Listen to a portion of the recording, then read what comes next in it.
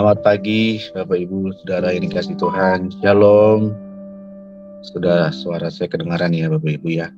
Baik, pagi hari ini saya akan sharing dari firman Tuhan dengan judul Iman Personal versus Iman Kerumunan, Saudara. Ya, mari kita baca ada satu bagian di dalam Alkitab di Matius pasal yang ke-16 ayat yang ke-13 sampai ayat yang ke-16. Firman Tuhan berkata, setelah Yesus tiba di Kaisarea Filipi, ia bertanya kepada murid-muridnya, kata orang, siapakah anak manusia itu? Jawab mereka, ada yang mengatakan Yohanes Pembaptis, ada juga yang mengatakan Elia, dan ada pula yang mengatakan Yeremia atau salah seorang dari para nabi.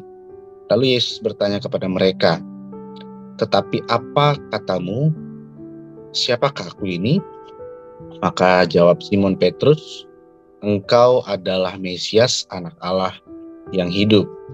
Nah, saudaraku yang dikasihi Tuhan, dari peristiwa atau cerita ini kita bisa melihat bahwa Yesus sedang mencoba untuk mendengar sendiri testimoni orang-orang tentang dirinya. Nah, ternyata ada perbedaan yang signifikan terhadap pandangan orang kepada Yesus. Ada dua pandangan orang banyak dan pandangan murid-muridnya, saudara. Nah, kita tahu bahwa selama 3,5 tahun pelayanan Yesus berhasil memikat banyak orang untuk mengikuti dia, dan banyak perkara-perkara besar yang Tuhan Yesus nyatakan, dan itu membuat banyak orang menjadi kagum dan memutuskan untuk mengikuti Yesus. Kemana saja Yesus pergi untuk mengajar dan melakukan perjalanan, ada banyak orang yang berbondong-bondong mengikuti dia. Nah, namun ternyata dari banyaknya orang yang mengikuti Yesus, tidak serta-merta membuat Yesus tahu atau Yesus mengerti bahwa orang yang mengikuti dia bukan karena mengikuti pribadinya, bukan karena mengikuti dia, melainkan karena banyaknya mujizat yang Yesus lakukan. Nah, boleh dibilang orang-orang yang mengikuti Kristus, mengikuti Yesus, bukan hanya sekedar mendapatkan kesembuhan, tapi pengen mendapat keuntungan, kira-kira begitu Bapak Ibu. Jadi Yesus tahu bahwa banyak orang yang mengikuti dia hanya karena mendapatkan keuntungan, demi mendapatkan berbagai macam benefit gitu ya, kesembuhan kah, jawaban dari setiap persoalan yang dialami dan lain sebagainya.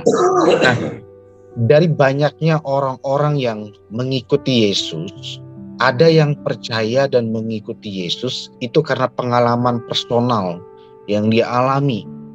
Nah, namun ada juga yang mengikuti Yesus itu karena tertarik. Saking banyaknya orang yang mengikuti Yesus. Ada orang yang mengikuti Kristus itu karena kerumunan, karena berbondong-bondong orang yang mengikuti Yesus ke sana kemari. Jadi mungkin mereka nggak mau ketinggalan tren pada waktu itu Bapak Ibu, jadi ikut-ikutan mengikuti Yesus. Nah, maka nggak heran orang-orang yang mengikuti Yesus karena tertarik dengan kerumunan yang banyak hanya bisa menilai Yesus sebagai pribadi yang membawa berkat. Mereka yang mengikuti Yesus karena kerumunan menilai Yesus adalah pribadi yang hanya bisa membawa kesembuhan, keuntungan yang lain. Sehingga ketika Yesus mulai mengajar dengan materi-materi yang lebih keras, ya makanan-makanan yang lebih keras, yang gak nyaman di kuping gitu ya, pelan-pelan orang-orang yang mengikuti Yesus hanya karena berbondong-bondong, hanya karena kerumunan, itu pelan-pelan meninggalkan Yesus. Nah, tapi ada juga orang yang mengikuti Yesus itu karena pengalaman personal, pengalaman pribadi yang dia alami. Ya, ada sekelompok orang yang mengenal Yesus melalui pengalaman personal, tahu bahwa Yesus bukan hanya datang sebagai pembebas dari segala dosa, tetapi yang lebih penting, Yesus adalah Tuhan, Allah yang hidup. Nah, sehingga meskipun Yesus mengajar dengan dengan cara yang keras gitu ya, maksudnya dengan banyak kalimat-kalimat yang cukup pedas gitu. Yesus juga nggak menjanjikan hidup yang nyaman kalau mengikuti dia dan jadi murid-muridnya gitu kan. Nah, orang-orang yang mengenal Yesus atau mengikuti Yesus karena pengalaman personal itu memilih untuk bertahan dan ternyata justru sangat radikal dalam mengikuti Tuhan. Karena mereka beriman bukan hanya lewat kerumunan yang mereka temui dan mereka dengar, melainkan mereka mengikuti Yesus melalui pengalaman personal, pengalaman pribadi yang mereka alami, saudara. Nah, Bapak Ibu, saudaraku yang dikasih Tuhan yang hadir pada doa pagi hari ini, saya percaya bahwa Tuhan ingin kita mengenal Dia secara personal. Tuhan ingin kita memiliki iman yang personal, bukan iman yang kerumunan, gitu ya. Bukan saja supaya kita bisa mengalami kasih-Nya yang besar, melainkan supaya kita bisa tetap bertahan meskipun keadaannya tidak selalu sesuai dengan apa yang kita mau, gitu ya. Nah, berkomunitas itu sangat baik, saudara. Berhimpun di dalam satu tubuh, dalam gereja lokal, di dalam saudara seiman itu sangat baik. Tapi saya mau bilang bahwa Tuhan itu justru sering hadir di dalam kesendirian kita. Tuhan itu justru sering hadir di dalam saat-saat teduh pribadi kita, saat kita meminta pengalaman personal, pengalaman pribadi kepada Dia. Nah, ada satu kisah menarik di dalam Alkitab, saudara yang dikasihi Tuhan, yang mengajarkan kita bagaimana iman yang personal itu membawa perkara yang dahsyat, yang memuliakan nama Tuhan. Nah, kita tentu tahu bahwa ada kisah Daud versus Goliat, saudara ya. Kisah yang sangat sering sekali kita dengar pada saat sekolah minggu dan sering sekali juga kita bawakan di dalam tema-tema tertentu gitu ya. Ada satu kisah di mana orang Filistin menyerang bangsa Israel yang pada waktu itu masih dipimpin oleh Raja Saul gitu ya. Dan orang Filistin itu menggunakan salah satu senjata perang mereka yang mereka andalkan, yaitu Goliat. Yang dicatat di dalam Alkitab adalah seorang yang raksasa, seorang yang tinggi besar, dan tidak ada orang Israel yang punya kemampuan atau punya perawakan seperti Goliat. Dan ternyata itu cukup powerful dan sangat powerful membungkam keberanian orang Israel. Nah, yang menariknya begini, saudara dikasih Tuhan. Padahal orang Israel itu sudah pernah dan sering sekali mengalami penyertaan Tuhan di dalam perang-perang sebelumnya. Banyak peristiwa-peristiwa spektakuler, peristiwa-peristiwa luar biasa sebelumnya yang terjadi, yang dialami oleh orang Israel, dan ternyata hal tersebut tidak cukup membuat orang Israel yakin, tidak cukup membuat orang Israel punya harapan bahwa Tuhan akan menolong mereka. Bahkan Saul yang adalah raja sah pada waktu itu, yang sering dibawa Tuhan dalam berbagai kemenangan, ternyata ciut juga nyalinya. Ya, kita bisa melihat di dalam 1 Samuel pasal yang ke-14 ayat yang ke-47 sampai 48 bagaimana Tuhan menyertai Saul.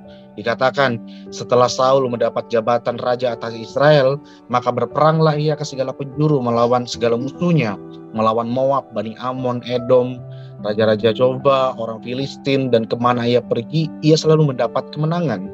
Ia melakukan perbuatan-perbuatan yang gagah perkasa, memukul kalah orang Amalek, melepaskan Israel dari tangan-tangan orang-orang yang merampasi mereka. Nah, saudara bisa lihat ternyata hal tersebut tidak cukup membuat Saul dan orang-orang Israel yakin dan percaya bahwa ada Tuhan yang akan menolong mereka. Nah, ini berbanding terbalik dengan apa yang dilakukan oleh seorang anak muda yang bernama Daud. Orang yang tadinya diremehkan, orang yang tidak diperdulikan, bahkan disepelekan. Ya, di sini dicatat di dalam 1 Samuel pasal yang ke-17 ayat yang 34 sampai 37 firman Tuhan berkata, tetapi Daud berkata kepada Saul, hambamu ini biasa menggembalakan kambing domba ayahnya. Apabila datang singa atau beruang yang menerkam seekor domba dari kawanannya, maka aku mengejarnya, menghajarnya, dan melepaskan domba itu dari mulutnya. Kemudian apabila ia berdiri menyerang aku, maka aku menangkap janggutnya, lalu menghajarnya dan membunuhnya. baik singa maupun beruang telah dihajar oleh hamba-Mu ini, dan orang Filistin yang tidak bersunat itu, ia akan sama seperti salah satu daripada binatang itu, karena ia telah mencemooh barisan daripada Allah yang hidup. Pula kata Daud, Tuhan yang telah melepaskan aku dari cakar singa dan dari cakar beruang, dia juga yang melepaskan aku dari tangan orang Filistin. Kata Saul kepada Daud, pergilah, Tuhan menyertai engkau. Nah, saudara aku dikasih Tuhan, saudara bisa lihat, Saul berani karena dia dikelilingi oleh orang-orang yang bersedia maju berperang bersama dengan dia. Namun ketika orang-orang yang dia andalkan, orang-orang yang ada di samping dia yang menemani dia dalam perang itu ciut nyalinya dalam perang, nah dia pun ikut-ikutan ciut, saudara. Dia pun ikut-ikutan takut. Nah, saudara sadar nggak kalau orang-orang yang memenangi perang-perang besar bersama dengan Saul di peristiwa-peristiwa sebelumnya juga hadir pada saat Goliat menantang mereka. Saudara percaya ya, orang-orang yang sebelumnya bersama-sama dengan Saul dalam perang-perang yang besar, perang-perang yang luar biasa, itu juga ada pada saat Goliat menantang mereka. Tetapi kenapa mereka takut? Karena iman dan keberanian mereka didasari oleh iman kerumunan. Mereka percaya mereka bisa menang karena banyaknya orang-orang yang menyertai mereka. Karena lengkapnya prajurit-prajurit yang terlatih. Tetapi di saat mereka diperhadapkan dengan keadaan yang gak seimbang, mereka jadi takut. Sebab mereka pikir mereka di pihak mereka, di pihak orang Israel, gak ada orang yang kayak Goliat, gak ada orang yang seperti Goliat. Nah, bandingkan dengan iman Daud, saudara. Daud tidak menaruh imannya melalui kerumunan orang Israel yang banyak. Daud tidak menaruh kepercayaannya, harapannya melalui banyaknya orang-orang Israel yang terlatih, melalui banyaknya laskar-laskar Israel yang terbiasa dalam perang. Tetapi dia menaruh imannya kepada Tuhan yang ia alami secara personal. Nah, saudara bisa lihat, Daud itu mengalami Tuhan bukan di saat dia lagi banyak orang. Daud mengalami Tuhan bukan ketika dia lagi sama orang tuanya, lagi banyak kakak-kakaknya, lagi banyak orang-orang yang menyertai dia. Tetapi Daud mengalami Tuhan itu di dalam kesendiriannya. Saat hanya dia sendiri yang menjaga kambing domba yang dipercayakan oleh ayahnya. Dan ketika ancaman datang, itu nggak ada yang nolong dia. Bapak mamanya nggak bisa nolong dia, kakak-kakaknya nggak bisa nolong dia, orang-orang lain nggak bisa nolong dia. Tapi dia tahu bahwa ada Tuhan yang menolong dia. Maka karena imannya yang personal itu, keyakinannya yang besar akan Tuhan itulah yang melahirkan sebuah mazmur yang sangat terkenal, saudara ya.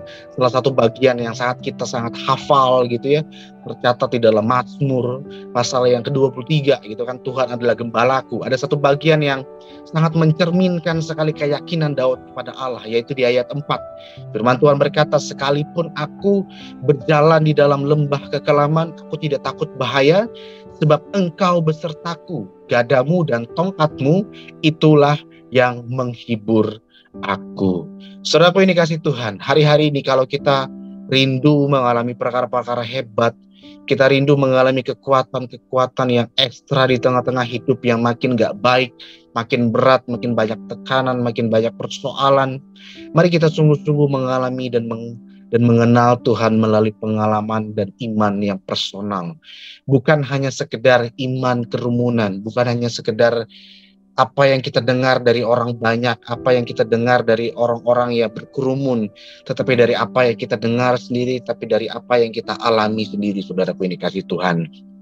Ingat, iman kerumunan itu membuat kita berani dan kuat saat kita ada teman, saat kita ada komunitas. Tetapi iman personal, meskipun gak ada harapan yang kita temukan dari orang-orang yang ada di sekeliling kita, harapan selalu kita bisa dapatkan melalui Kristus yang kita kenal secara pribadi, saudara yang dikasihi Tuhan. Pagi hari ini, mari kita mengalami Tuhan dan kita mengenal Dia dan merasakan hidup pribadinya melalui pengalaman kita sendiri, saudara yang dikasihi Tuhan. Bukan karena apa kata orang. Sama seperti apa yang Ayub pernah ucapkan, saudara yang dikasihi Tuhan, bahwa aku mengalami Tuhan bukan karena apa kata orang lagi, tetapi aku mengalami Tuhan karena aku mengalaminya sendiri. Nah, buat kita yang hadir pada pagi hari ini, mari kita mengalami Tuhan melalui pengalaman kita secara personal. Iman yang personal, saudaraku, akan membawa kita kepada keyakinan bahwa baik atau enggak baik keadaannya, akan selalu ada harapan bagi orang yang percaya kepada Tuhan. Amin, saudaraku yang dikasih Tuhan.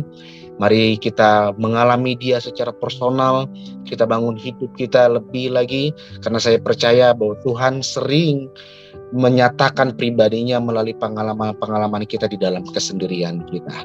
Mari kita bangun hidup kita lebih lagi, saudaraku dikasih Tuhan, melalui iman yang tertuju kepada Tuhan. Saya percaya ketika kita bisa mengalami Dia secara personal, maka baik nggak baik keadaannya, gitu ya. Ketekanan datang mungkin bisa datang silih berganti, tetapi kita bisa tetap berpengharapan, kita bisa tetap kuat, kita bisa tetap optimis karena kita tahu Tuhan yang menyertai kita di masa-masa yang sebelumnya, Tuhan yang sama yang akan menyertai kita di masa-masa yang akan datang. Penyertaan Tuhan di masa-masa yang sebelumnya itu yang mampu dan memberikan kita rasa percaya diri, self-confidence, untuk kita tetap yakin, tetap optimis bahwa di hari-hari yang akan datang pertolongan Tuhan juga selalu datang buat setiap kita. Saya berdoa, saudaraku dikasih Tuhan, biarlah kita yang hadir pada pagi hari ini mengalami yang namanya iman personal, bukan iman kerumunan. Tuhan Yesus memberkati kita semuanya. Amin.